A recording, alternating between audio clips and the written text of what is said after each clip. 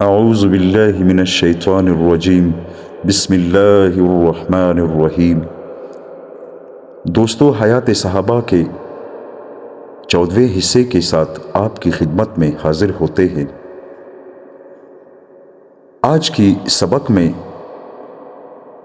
حضرت ابوبکر صدیق اور حضرت عمر رضی اللہ تعالیٰ عنہما کا عدل اور انصاف انشاءاللہ آپ کے سامنے ذکر ہوگا اور آپ کے سامنے بیان ہوگا کہ حضرت عمر رضی اللہ تعالیٰ عنہ اور حضرت ابوبکر صدیق رضی اللہ تعالیٰ عنہ کتنے عدل اور انصاف کرتے تھے۔ دوستو، تو چلیے اپنے اس واقعے کی طرف چلتے ہیں۔ حضرت عبداللہ بن عمر بن عاص رضی اللہ عنہما فرماتے ہیں، حضرت ابوبکر صدیق رضی اللہ تعالیٰ عنہ نے جمعے کے دن کھڑے ہو کر فرمایا، جب صبح ہو تو تم صدقہ کے اونٹ ہمارے پاس لے آؤ، ہم انہیں تقسیم کریں گے اور ہمارے پاس اجازت کے بغیر کوئی نہ آئے۔ ایک عورت نے اپنے خاوند سے کہا، یہ نکیل لے جاؤ، شاید اللہ تعالیٰ ہمیں بھی کوئی اونٹ دے دے۔ چنانچہ وہ آدمی گیا، اس نے دیکھا کہ حضرت ابوبکر اور حضرت عمر رضی اللہ تعالیٰ عنہما اونٹوں میں داخل ہو رہے ہیں۔ یہ بھی ان دونوں حضرات کے ساتھ داخل ہو گیا۔ حضرت ابوبکر نے اسے دیکھ کر فرمایا، تم ہمارے پاس کیوں آ گئے؟ پھر اس کے ہاتھ سے نکیل لے کر اسے ماری۔ جب حضرت ابوبکر اونٹوں کی تقسیم سے فارغ ہوئے تو اس آدمی کو بلایا اور اسے نکیل دی اور فرمایا، تم اپنا بدلہ لے لو۔ تو حضرت عمر نے ان سے کہا، اللہ کی قسم، یہ آپ سے بدلہ بالکل نہیں لے گا۔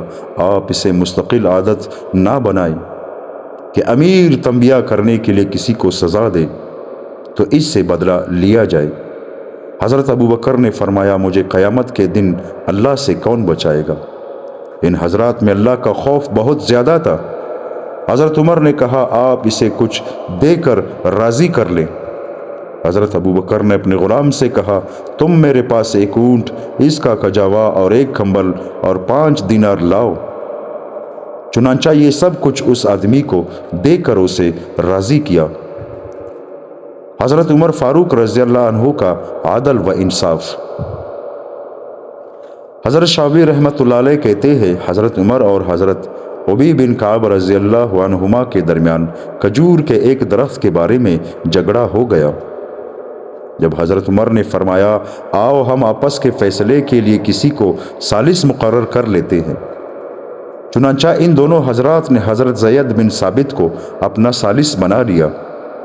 یہ دونوں حضرات حضرت زید کے پاس گئے اور حضرت عمر نے فرمایا، ہم آپ کے پاس اس لیے آئے ہیں تاکہ آپ ہمارے درمیان فیصلہ کر دیں، اور امیر المومنین ہو کر میں خود آپ کے پاس اس لیے آیا ہوں کیونکہ قاعدہ یہ ہے کہ فیصلہ کروانے والے خود ثالث کے گھر آیا کرتے ہیں۔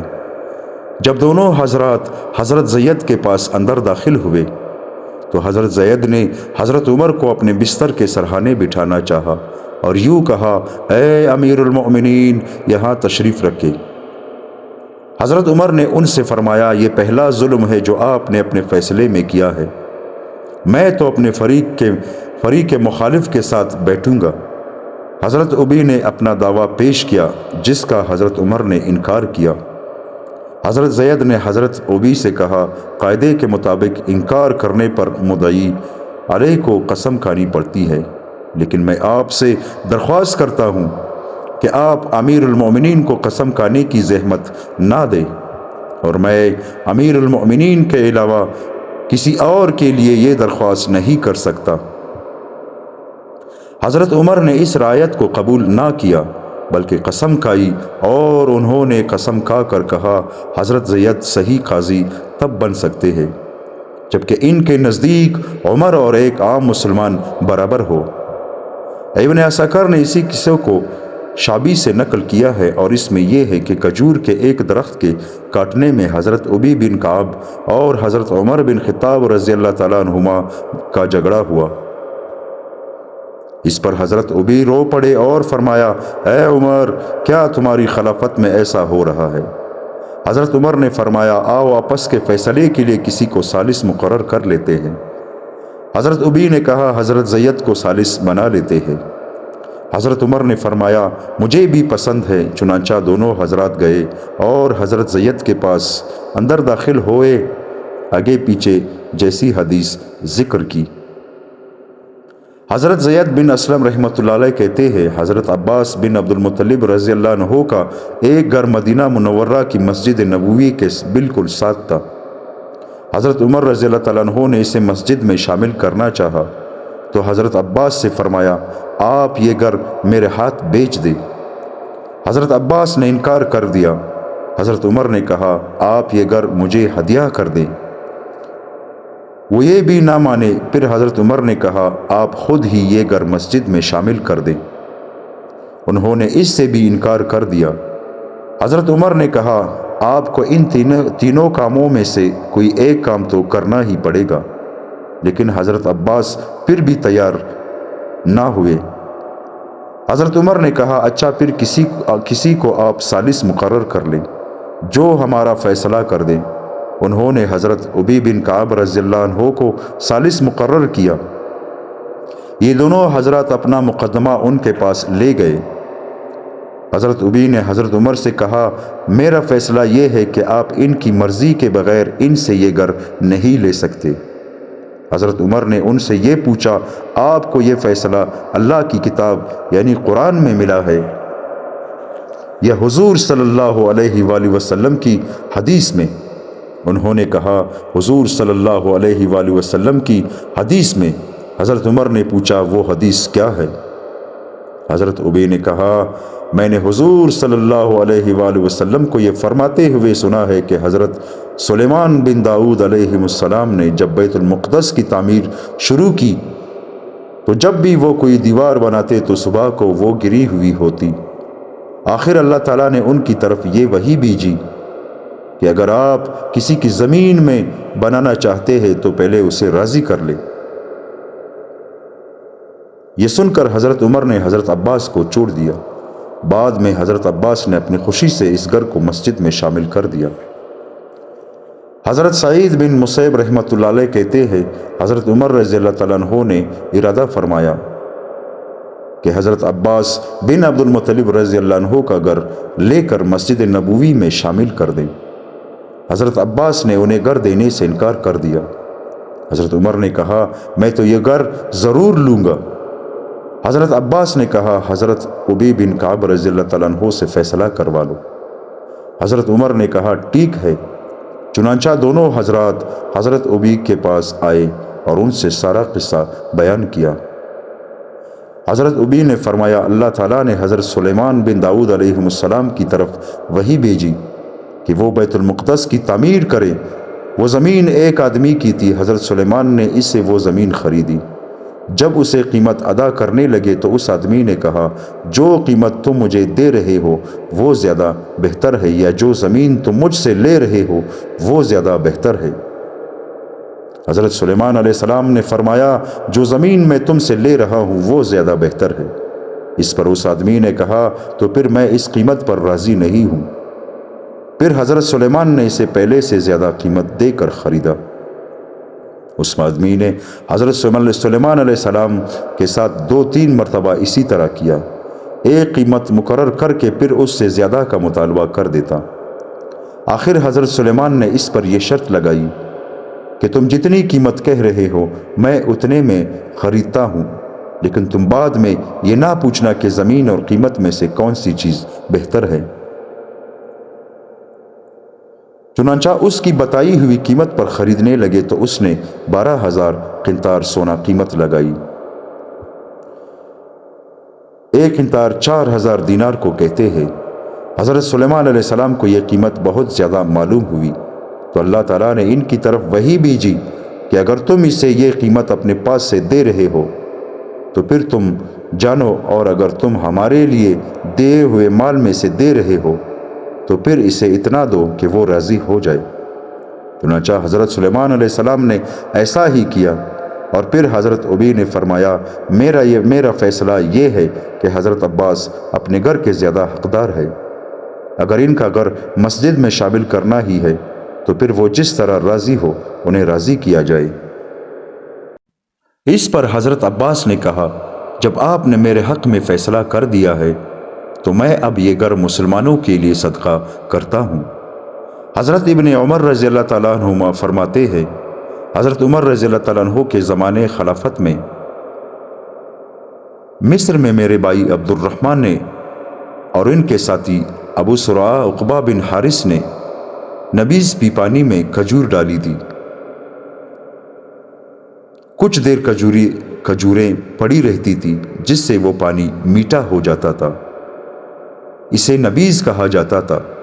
زیادہ دیر پڑے رہنے سے اس میں نشہ بھی پیدا ہو جاتا تھا جس سے انہیں نشہ ہو گیا۔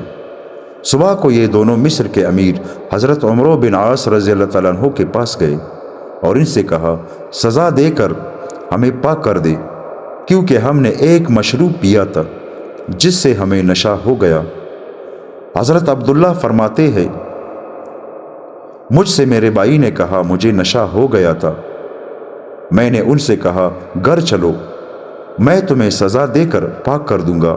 مجھے معلوم نہیں تھا کہ یہ دونوں حضرات عمروں کے پاس جا چکے ہیں۔ پھر میرے بھائی نے مجھے بتایا کہ وہ امیر مصر کو یہ بات بتا چکے ہیں، تو میں نے کہا تم گھر چلو، میں تمہارا سر مونڈ دوں گا تاکہ تمام لوگوں کے سامنے تمہارا سر نہ مونڈا جائے۔ اس زمانے کا دستور یہ تھا کہ حد لگانے کے ساتھ سر بھی مونڈ دیتے تھے۔ چنانچہ وہ دونوں گھر چلے گئے، میں نے اپنے بھائی کا سر اپنے ہاتھ سے مونڈا۔ پھر حضرت عمروں نے ان پر شراب کی حد لگائی۔ حضرت عمر رضی اللہ تعالیٰ عنہ کو اس قصے کا پتہ چلا تو انہوں نے حضرت عمروں کو خط لکھا کہ عبد الرحمن کو میرے پاس بغیر کجاوا کے اونٹ پر سوار کر کے بیچ دو۔ چنانچہ انہوں نے ایسا ہی کیا۔ جب وہ حضرت عمر کے پاس پہنچے تو انہوں نے اسے کوڑے لگائے اور اپنا بیٹا ہونے کی وجہ سے اسے سزا دی، پھر اسے چھوڑ دیا۔ اس کے بعد وہ 1 مہینہ تو ٹھیک رہے، پھر تقدیر الہی غالب آ گئی اور ان کا انتقال ہو گیا۔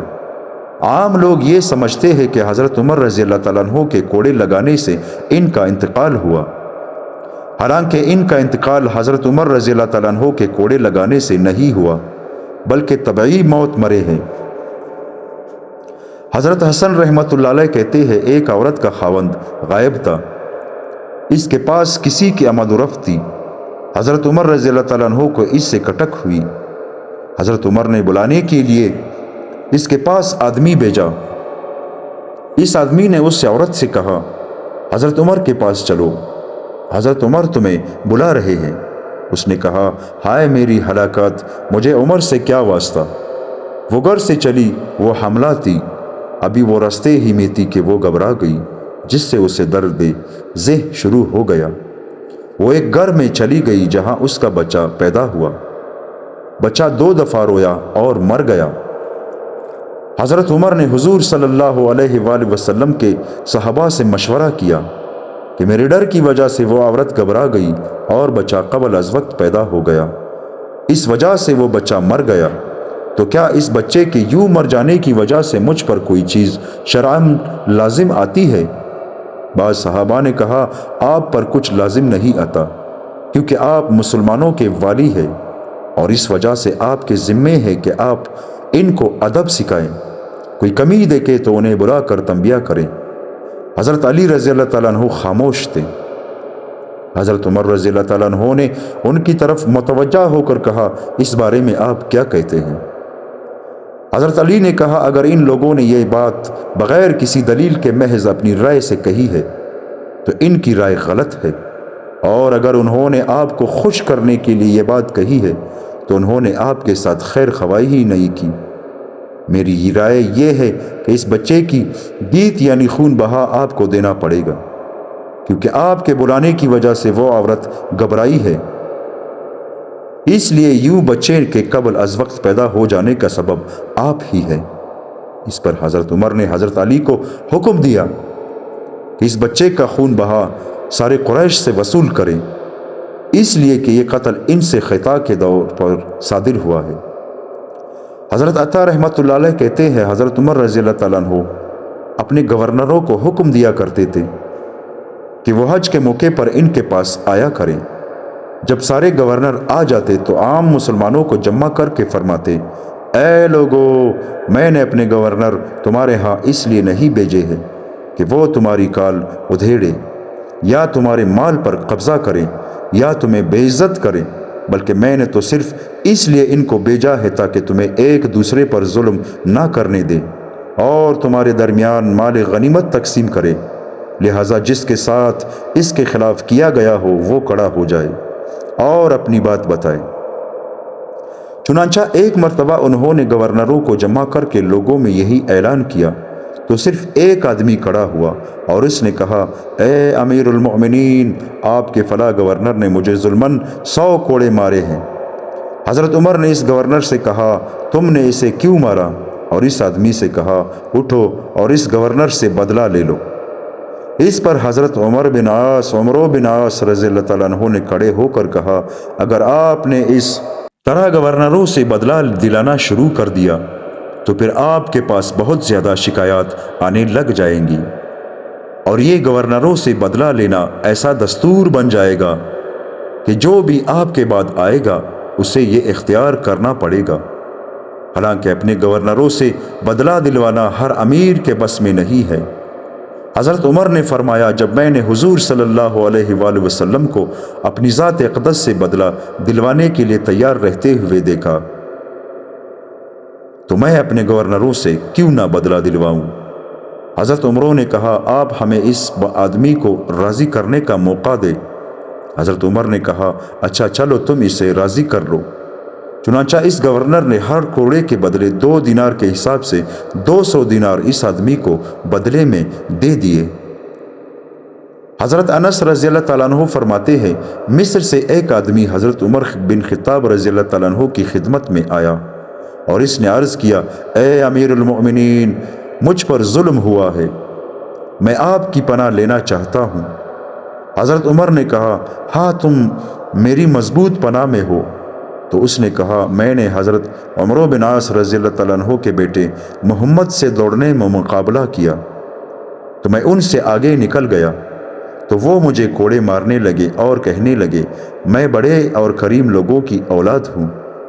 اس پر حضرت عمر نے حضرت عمر کو خط لکھا کہ وہ خود بھی مصر سے مدینہ منورہ آئے اور اپنے ساتھ اپنے اس بیٹے کو بھی لائے۔ چنانچہ حضرت عمر مدینہ آئے تو حضرت عمر رضی اللہ تعالیٰ عنہ نے کہا، وہ شکایت کرنے والا مصری کہاں ہے؟ کوڑا لو اور اسے مارو۔ وہ مصری کوڑے مارے جا رہا تھا اور حضرت عمر رضی اللہ تعالیٰ عنہ فرماتے جا رہے تھے، کمینوں کے بیٹے کو مارو۔ حضرت انس کہتے ہیں، اس مصری نے حضرت عمر کے بیٹے کو خوب پیٹا اور ہم چاہتے تھے کہ وہ انہیں خوب پیٹے، اور اس نے مارنا تب چھوڑا جب ہمیں بھی تقاضا ہو گیا کہ وہ اب اور نہ مارے، یعنی اس نے مارنے میں کوئی کسر نہیں چھوڑی۔ پھر حضرت عمر نے اس مصری سے فرمایا، اب حضرت عمر کے چندیا پر بھی مار۔ حضرت عمر کا مقصد اس پر تنبیہ کرنا تھا کہ حضرت عمر کو اپنے بیٹے کی ایسی تربیت کرنی چاہیے تھی جس سے اس میں کسی پر ظلم بھی کرنے کی جرات پیدا نہ ہو۔ اس مصری نے کہا، اے امیر المؤمنین، مجھے تو ان کے بیٹے نے مارا تھا اور میں نے ان سے بدلہ لے لیا ہے، اس لیے میں حضرت عمر کو نہیں ماروں گا۔ اس پر حضرت عمر نے حضرت عمر سے فرمایا، کب سے تم نے لوگوں کو اپنا غلام بنا رکھا ہے، حالانکہ ان کو ان کی ماؤں نے آزاد جنا ہے؟ حضرت عمر نے کہا، مجھے اس قصے کا بالکل پتہ نہیں چلا اور نہ یہ مصری میرے پاس شکایت لے کر آیا، ورنہ میں اپنے بیٹے کو خود سزا دیتا۔ حضرت یزید بن ابی منصور رحمۃ اللہ علیہ کہتے ہیں، حضرت عمر بن خطاب رضی اللہ تعالیٰ عنہ کو یہ خبر ملی کہ بحرین میں ان کے مقررہ کردہ گورنر حضرت ابن جارو یا ابن ابی جارو کے پاس ایک شخص لایا گیا جس کا نام ادریاس تھا۔ اس نے مسلمانوں کے دشمن کے ساتھ خفیہ خط و کتابت کر رکھی تھی اور ان دشمنوں کے ساتھ مل جانے کا ارادہ بھی تھا، اور اس کے ان جرائم پر گواہ بھی موجود تھے۔ اس پر اس گورنر نے اسے قتل کر دیا۔ وہ شخص قتل ہوتے ہوئے کہہ رہا تھا، اے عمر میں مظلوم ہوں میری مدد کو آئے، اے عمر میں مظلوم ہوں میری مدد کو آئے۔ حضرت عمر نے اپنے اس گورنر کو خط لکھا کہ میرے پاس آؤ۔ چنانچہ وہ آ گئے۔ حضرت عمر ان کے انتظار میں بیٹھے ہوئے تھے اور ان کے ہاتھ میں ایک چھوٹا نیزہ تھا۔ جب وہ حضرت عمر کے پاس اندر آئے تو حضرت عمر نے وہ چھوٹا نیزہ اس کے جبڑوں پر مارنا چاہا لیکن مارا نہیں کہ حضرت جارود نے اجتہادی غلطی کی وجہ سے اس آدمی کو قتل کیا تھا، اس لیے چھوڑ دیا۔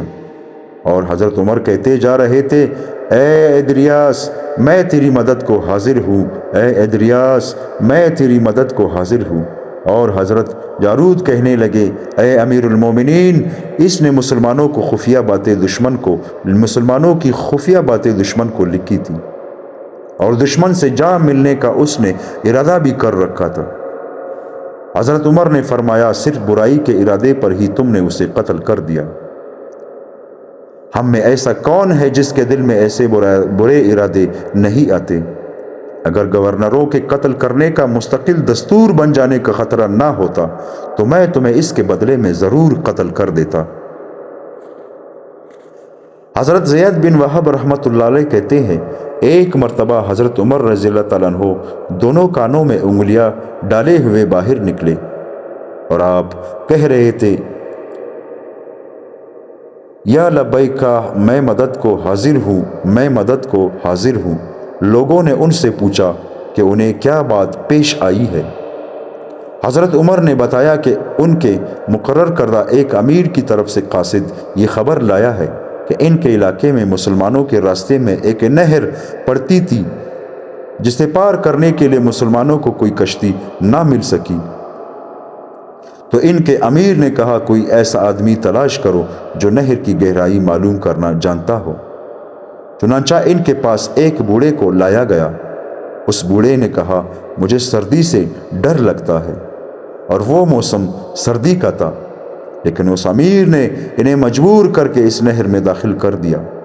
تھوڑی دیر میں ہی اس پر سردی کا بہت زیادہ اثر ہو گیا اور وہ زور زور سے پکارنے لگا، اے عمر میری مدد کو آؤ، اور وہ بوڑھا ڈوب گیا۔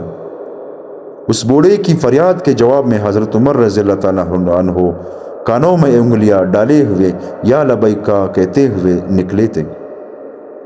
چنانچہ حضرت عمر نے اس امیر کو خط لکھا جس پر وہ مدینہ منورہ آ گئے۔ ان کو آئے ہوئے کئی دن ہو گئے، لیکن حضرت عمر نے ان کی طرف کوئی توجہ نہ فرمائی، اور یہ حضرت عمر کی عادت شریفہ تھی کہ جب ان کو کسی پر غصہ آتا تو اس سے اعراض فرما لیتے تھے، اس کی طرف توجہ نہ فرماتے تھے۔ پھر اس امیر کو کہا، جس آدمی کو تم نے مار ڈالا اس کا کیا بنا؟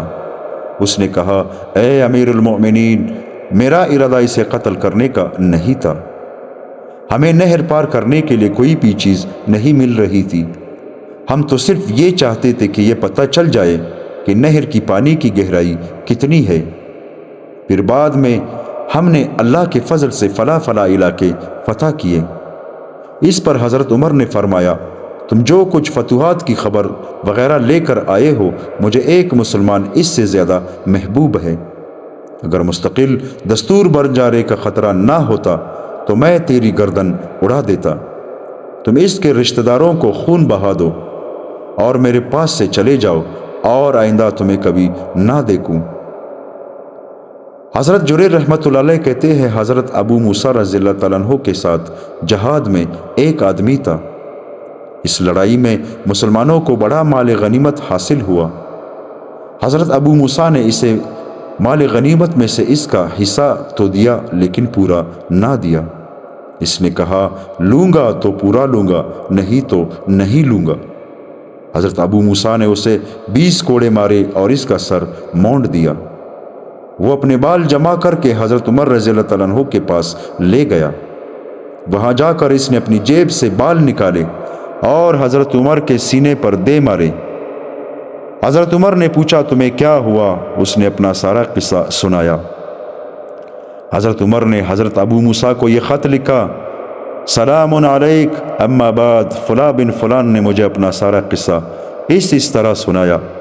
میں آپ کو قسم دے کر کہتا ہوں، اگر یہ کام اس کے ساتھ آپ نے بڑے مجموعے میں لوگوں کے سامنے کیا ہے تو آپ اس کے لیے بڑے مجموعے میں لوگوں کے سامنے بیٹھ جائیں اور پھر وہ آپ سے اپنا بدلہ لے، اور اگر یہ کام اس کے ساتھ آپ نے تنہائی میں کیا ہے تو آپ اس کے لیے تنہائی میں بیٹھ جائیں اور پھر وہ آپ سے اپنا بدلہ لے۔ چنانچہ جب حضرت ابو موسیٰ کو یہ خط ملا تو وہ بدلہ لینے کے لیے اس آدمی کے سامنے بیٹھ گئے۔ اس پر اس آدمی نے کہا، میں نے ان کو اللہ کے لیے معاف کر دیا۔ حضرت ہرمازی رضی اللہ تعالیٰ عنہ فرماتے ہیں، حضرت عمر بن خطاب رضی اللہ تعالیٰ عنہ نے حضرت فیروز دیلمی رضی اللہ تعالیٰ عنہ کو یہ خط لکھا، اما بعد مجھے اطلاع ملی ہے کہ آپ میدے کی روٹی شہد کے ساتھ کھانے میں مشغول ہو گئے، لہٰذا جب آپ کے پاس میرا یہ خط پہنچے تو آپ اللہ کا نام لے کر میرے پاس آ جائیں اور اللہ کے رستے میں جہاد کریں۔ چنانچہ حضرت فیروز خط ملتے ہی مدینہ آ گئے۔ انہوں نے حضرت عمر کے پاس اندر آنے کی اجازت مانگی۔ حضرت عمر نے ان کو اجازت دے دی۔ وہ اندر جانے لگے تو ایک قریشی نوجوان بھی اندر جانے لگا، جس سے ان کا راستہ تنگ ہو گیا۔ انہوں نے اس قریشی کے ناک پر اس زور سے تپڑ مارا کہ خون نکل آیا۔ وہ قریشی نوجوان اسی حالت میں حضرت عمر کے پاس اندر چلا گیا کہ اس کی ناک سے خون بہہ رہا تھا۔ حضرت عمر نے اس نوجوان سے پوچھا، تمہارے ساتھ یہ کس نے کیا ہے؟ اس نے کہا، حضرت فیروز نے، اور وہ اس وقت دروازے پر ہی ہے۔ حضرت عمر نے حضرت فیروز کو اندر آنے کی اجازت دی۔ وہ اندر آ گئے۔ حضرت عمر نے کہا، اے فیروز، یہ کیا ہے؟ حضرت فیروز نے کہا، اے امیر المومنین، ہم نے کچھ عرصہ قبل ہی بادشاہت چھوڑی ہے، جس کا اثر ابھی تک ہماری طبیعتوں میں باقی ہے۔ بات یہ ہوئی ہے، آپ نے مجھے خط بیچ کر بلوایا، اسے آپ نے کوئی خط نہیں لکھا، اور اجازت مانگنے پر آپ نے مجھے تو اندر آنے کی اجازت دی۔ اس نے نہ اجازت مانگی اور نہ آپ نے اسے اجازت دی۔ اس نے قاعدے کے خلاف کرتے ہوئے بلا اجازت مجھ سے پہلے میری اجازت سے فائدہ اٹھاتے ہوئے اندر داخل ہونا چاہا۔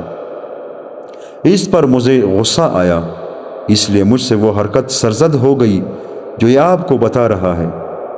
حضرت عمر نے کہا، آپ کو بدلہ دینا ہوگا۔ حضرت فیروز نے پوچھا، کیا بدلہ ضرور دینا پڑے گا؟ حضرت عمر نے کہا، ہاں ضرور دینا پڑے گا۔ حضرت فیروز گھٹنوں کے بل بدلہ دینے کے لیے بیٹھ گئے اور وہ نوجوان بدلہ لینے کھڑا ہو گیا۔ حضرت عمر نے اس سے کہا، اے نوجوان، ذرا ٹھہرنا، میں تمہیں وہ بات سناتا ہوں جو میں نے حضور صلی اللہ علیہ وآلہ وسلم سے سنی ہے۔ ایک دن صبح کے وقت میں نے حضور صلی اللہ علیہ وآلہ وسلم کو یہ فرماتے ہوئے سنا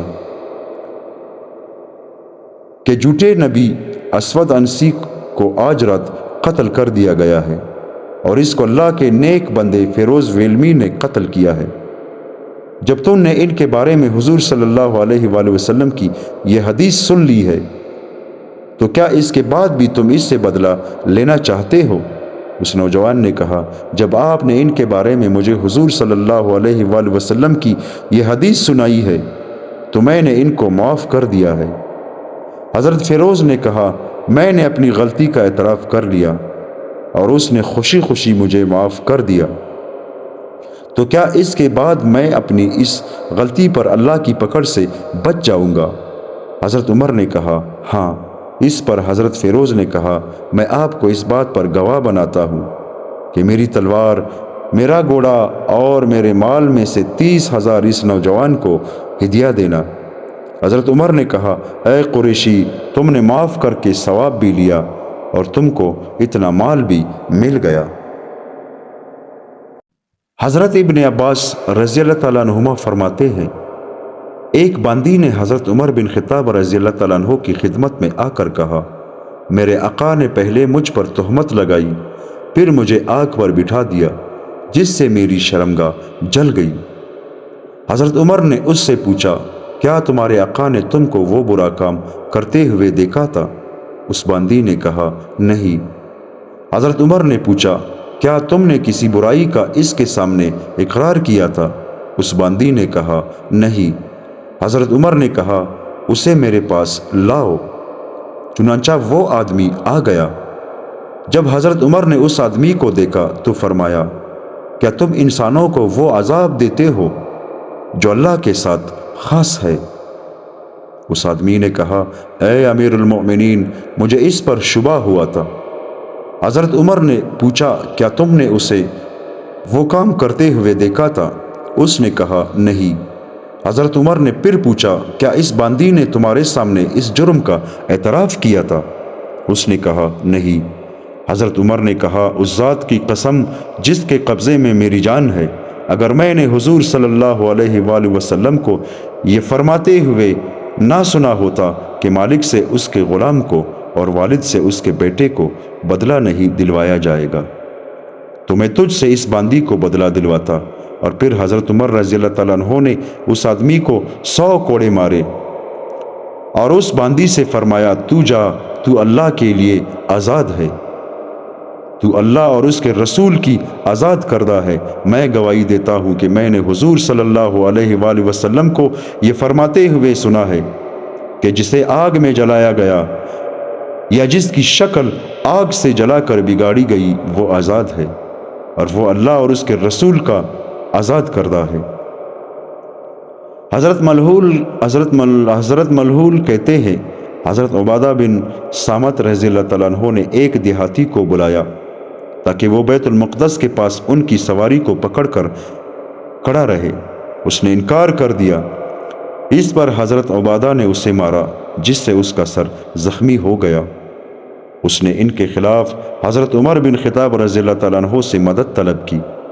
حضرت عمر نے ان سے پوچھا آپ نے اس کے ساتھ ایسا کیوں کیا؟ انہوں نے کہا اے امیر المومنین، میں نے اسے کہا کہ میری سواری پکڑ کر کھڑے رہو، لیکن اس نے انکار کر دیا اور مجھ میں ذرا تیزی ہے اس لیے میں نے اسے مار دیا۔ حضرت عمر نے فرمایا آپ بدلہ دینے کے لیے بیٹھ جائے۔ حضرت زید بن ثابت رضی اللہ تعالیٰ عنہ نے کہا کیا آپ اپنے غلام کو اپنے بھائی سے بدلہ دلوا رہے ہیں؟ حضرت عمر نے بدلہ دلوانے کا ارادہ چھوڑ دیا اور یہ فیصلہ کیا کہ حضرت عبادہ اسے اس زخم کے بدلے میں مقررہ رقم دیں گے۔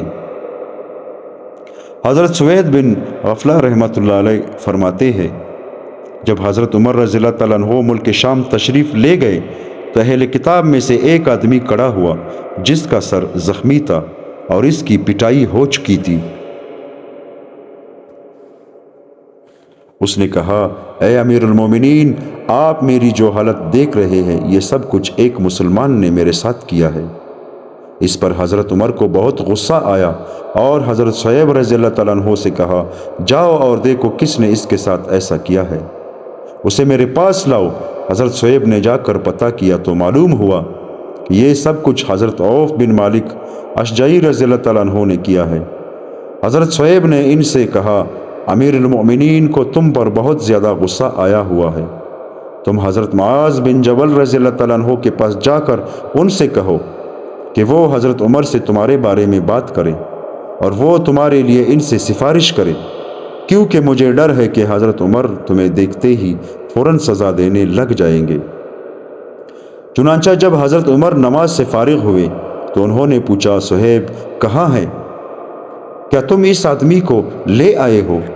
حضرت صہیب نے کہا جی ہاں۔ حضرت عوف جا کر حضرت معاذ کو اپنا سارا قصہ بتا چکے تھے اور حضرت معاذ اس وقت وہاں آئے ہوئے تھے۔ چنانچہ حضرت معاذ نے کھڑے ہو کر کہا اے امیر المؤمنین، وہ مارنے والے عوف بن مالک جیسے قابل اعتماد انسان ہے، آپ ان کی بات سن لیں اور انہیں سزا دینے میں جلدی نہ کریں۔ اس پر حضرت عمر نے حضرت عوف سے کہا تمہیں اس آدمی کے ساتھ کیا بات پیش آئی؟ انہوں نے کہا اے امیر المومنین، میں نے دیکھا کہ ایک مسلمان عورت گدھے پر سوار ہے، یہ پیچھے سے اس گدھے کو ہانک رہا ہے۔ اتنے میں اس نے اس عورت کو گرانے کے لیے اسے لکڑی سے چوکا مارا لیکن وہ نہ گری۔ پھر اس نے اسے ہاتھ سے دھکا دیا جس سے وہ عورت گر گئی اور یہ اس کے اوپر چڑھ گیا اور اس کی عصمت لوٹ لی۔ میں یہ منظر برداشت نہ کر سکا اور میں نے اس کے سر پر مار دیا۔ حضرت عمر نے اس سے کہا تم اس عورت کو لاؤ تاکہ وہ تمہاری بات کی تصدیق کرے۔ حضرت عوف اس عورت کے پاس گئے تو اس کے باپ اور خاوند نے ان سے کہا تم ہماری عورت کے ساتھ کیا کرنا چاہتے ہو؟ تم نے تو یہ سارا واقعہ سنا کر ہمیں رسوا کر دیا۔ لیکن اس عورت نے کہا نہیں، میں تو ان کے ساتھ حضرت عمر کو خود بتانے ضرور جاؤں گی۔ تو اس کے والد اور خاوند نے کہا تم ٹھہرو، ہم جا کر تمہاری طرف سے ساری بات پہنچا آتے ہیں۔ چنانچہ وہ دونوں حضرت عمر کے پاس آئے اور بالکل ویسا ہی قصہ بتایا جیسا حضرت عوف نے بتایا تھا۔ چنانچہ حضرت عمر کے حکم دینے پر اس یہودی کو سولی دی گئی اور حضرت عمر نے فرمایا اے یہودیو، ہم نے تم سے اس پر صلح نہیں کی تھی کہ تم ہماری عورتوں کے ساتھ زنا کرو اور ہم کچھ نہ کہے۔ پھر فرمایا اے لوگو، حضرت محمد صلی اللہ علیہ وآلہ وسلم کی امان کے بارے میں اللہ سے ڈرتے رہو، لیکن ان میں سے جو کسی مسلمان عورت کے ساتھ زنا کرے اس کے لیے کوئی امان نہیں ہوگی۔ حضرت سوید کہتے ہیں یہ پہلا یہودی ہے جسے میں نے اسلام میں سولی چڑھتے ہوئے دیکھا۔ دوستو، اللہ تعالی ہم سب کو عمل کرنے کی توفیق عطا فرمائے۔ ہمارا آج کا سبق یہاں تک تھا، کل انشاءاللہ دوبارہ آپ کی خدمت میں حاضر ہوتے ہیں۔